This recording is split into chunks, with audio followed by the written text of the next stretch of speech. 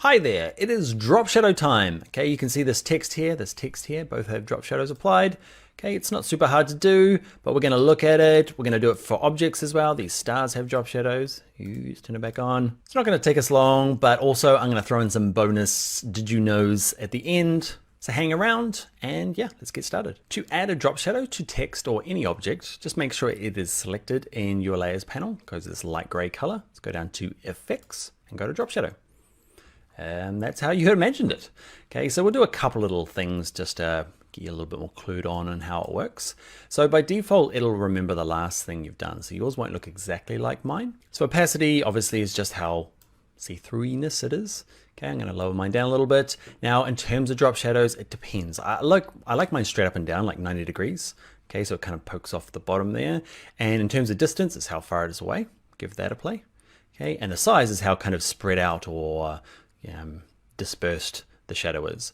Okay, so it really depends. Like I often just punch in 3 and 3 for these two, and that's enough for what I do. It's either 5 and 5 or 3 and 3, and that generally gets to the kind of preferred stuff that I like.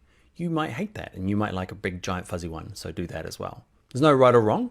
Let's look at 2 extra things. So let's click on OK. Let's say that I like this and I want to add it to this layer as well. So I can right click it. I can go to copy layer style, find my Scott shoes, which is there it is there. I can right click that and go to paste style. I'm going to do it to these 2 stars as well. So the star here, can I do them both at the same time? Right click, paste style. Oh, I can, fancy.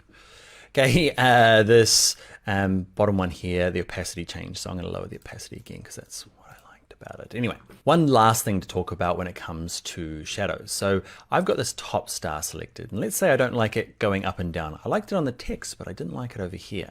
So to edit my drop shadow, I just double click the word drop shadow. Move that out of the way, and let's say I want to change the angle. And what's going to happen is this guy here, use global light. So let's say I move it to the side here. It looks great, but did you notice it changed over here? You might not. So let's see it all changed. It even changed in this here under the bevel and emboss, which we did earlier. Watch, when I move it around, can you see they all change? That's the use of global light. Okay, it just means that every layer style in this whole document will be affected by with the light angle. And that's kind of cool, right? Because you want them all to be hitting the same angles. But now, because we didn't, I want it to be 90 for them all. But I'm going to, for this one particular star that I've got selected, I'm going to turn off that. And watch now, just that one star is working, okay, and adjusting the way I want. I'm not going to go through all the settings. You can play around with the contours and the noise, and you can play with the spread. I never do though, so we're going to leave it for the moment and let you experiment. But that, my friends, is how to add drop shadows. All right, next video.